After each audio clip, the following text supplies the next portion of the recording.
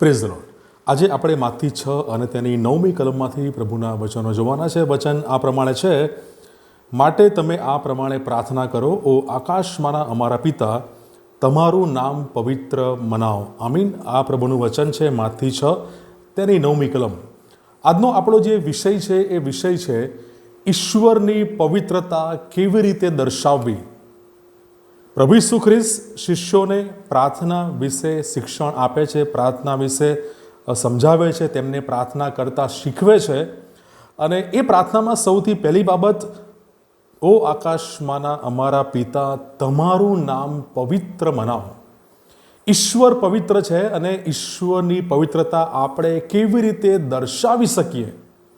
ઈશ્વરના નામને પવિત્ર મનાવવાને માટે તેને દરેક સામાન્ય બાબતથી અલગ રાખવી અને આપણા જીવનમાં તેને પ્રથમ સ્થાન આપવું તે અત્યંત જરૂરી છે. અને તે બાબત ઈશ્વરના અસ્તિત્વમાં વિશ્વાસ કરવાથી થાય છે. હિબ્રુ 11 અને 6 જણાવે છે, કેમ કે ઈશ્વરની પાસે જે કોઈ આવે તેણે તે છે એવો વિશ્વાસ કરવો જોઈએ. ઈશ્વરની પવિત્રતા દર્શાવવી પણ કેવી રીતે? મુખ્ય 3 બાબતો આજે આપણે જોવાના છે. સૌથી પહેલી બાબત, ઈશ્વર વિશેનો આપણો સિદ્ધાંત, આપણી માન્યતા, આપણો ખ્યાલ એ બાઇબલ આધારિત હોવો જોઈએ. ઈશ્વરની વિશે આપણે જે કોઈ માન્યતા ધરાવીએ છીએ એ બધી બાબતો, એ બધા સિદ્ધાંત એ હંમેશા બાઇબલ આધારિતના સિદ્ધાંત હોવા જોઈએ. ઘણા લોકો એવા છે કે જે ઈશ્વરમાં વિશ્વાસ કરવાનો દાવો તો કરે છે, પણ તેઓ તેમના નામને પવિત્ર મનાવતા નથી, પવિત્ર માનતા નથી. તેઓ ઈશ્વર વિશે ખોટી માન્યતાઓ ધરાવે છે. આ બાબત આપણે જૂના કરારમાં જોઈ શકીએ. જ્યારે ઇઝરાયેલીઓ સોનાના વાછડાની પૂજા કરે છે ત્યારે તેઓ એમ માનતા કે તેઓ સાચા ઈશ્વરની પૂજા કરી રહ્યા છે. નિર્ગમન 32 અને તેની 4થી કલમ, જ્યારે તે લોકોએ વાછરડું બનાવ્યું અને વાછરડા બનાવ્યા પછી એ લોકો શું કહે છે? મિસર દેશમાં તને કાઢી લાવનાર ઈશ્વર તે આ છે. એ આ રીતે એ ઈશ્વરની જાણે કે એ અવગણના કરે છે અને ઈશ્વર વિશેનો તેમનો જે ખ્યાલ છે એ ઈશ્વરની પવિત્રતાથી અને ઈશ્વરના ધોરણોથી, મૂલ્યથી એ ટોટલી એ ઓપોઝિટ છે, એ વિપરીત છે. અને આ જ પ્રકારની માન્યતા ખાલી જૂના કરારમાં નહીં પણ આપણે નવા કરારમાં પણ જોઈ શકીએ છીએ. અને પ્રભુ ઈસુ ખ્રિસ્તના સમયના જે યહૂદીઓ છે તેમની માન્યતા પણ કંઈક આવી જ હતી, તેમની હાલત પણ કંઈક આવી જ હતી.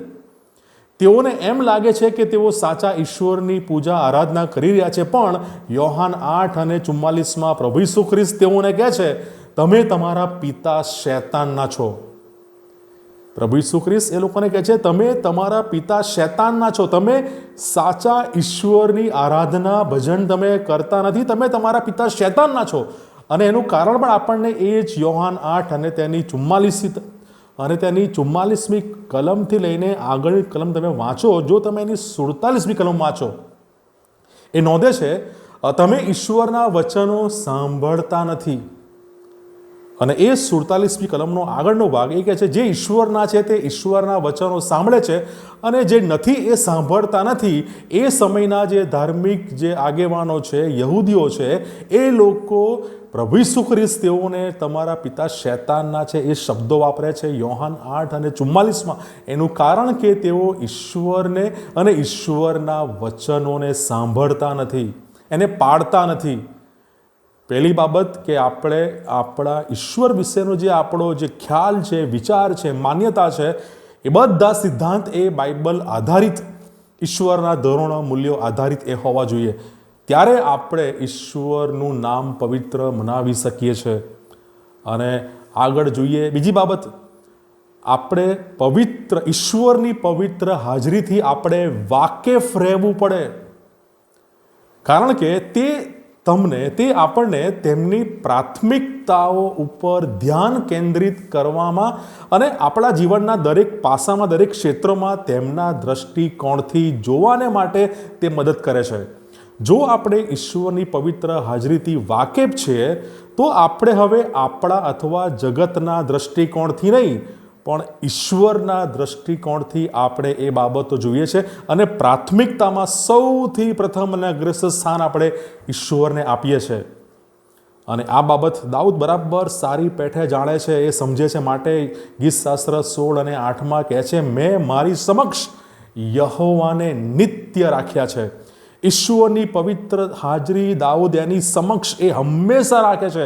અને જ્યારે આપણે પણ ઈશ્વરની પવિત્ર હાજરી આપણી સામે રાખીએ છીએ ત્યારે આપણી પ્રાથમિકતાઓ એ ઈશ્વર કેન્દ્રિત બને છે અને આપણો દૃષ્ટિકોણ નહીં પણ આપણે દરેક બાબતો ઈશ્વરના દૃષ્ટિકોણથી આપણે જોઈએ છે. અને એ બધી બાબતોમાં જ્યારે આપણે એ ઈશ્વરની પવિત્ર હાજરીથી વાકેફ હોઈએ છીએ ત્યારે આપણે એ ઈશ્વરની પવિત્રતામાં આપણે આગળ એ દોરાતા જઈએ છીએ. અને એમ કરીને આપણે ઈશ્વરની પવિત્રતા દર્શાવી શકીએ છીએ ઈશ્વરની પવિત્ર હાજરીથી વાકેફ રહીને.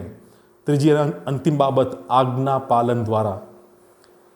આપણી થિયોલોજી, આપણું ધર્મશાસ્ત્ર એ દોષ રહિત હોઈ શકે. આપણે તેમની પવિત્ર હાજરીથી વાકેફ હોઈ શકીએ, પણ જો આપણે ઈશ્વરની આજ્ઞા, તેમના વચનો એ માનતા નથી, પાળતા નથી, તો આપણે તેમનું અપમાન કરીએ છીએ.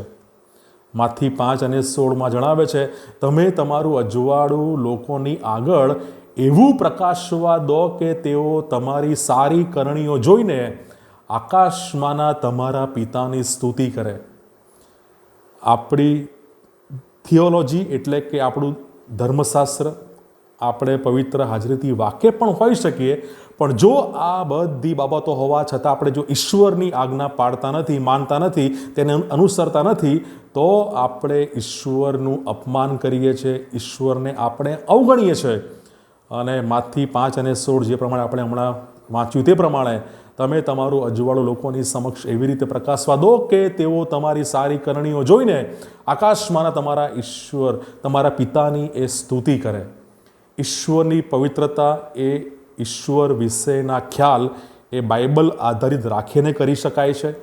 ઈશ્વરની પવિત્રતા આપણે દર્શાવી શકીએ છીએ એમની પવિત્ર હાજરીથી વાકેફ રહીને, અને આજ્ઞા પાલન દ્વારા પણ આપણે ઈશ્વરની પવિત્રતા દર્શાવી શકીએ છીએ. પ્રભુ આ વચનો શીખવા સમજવા આપણે દરેકની સહાય અને મદદ કરે. God bless you.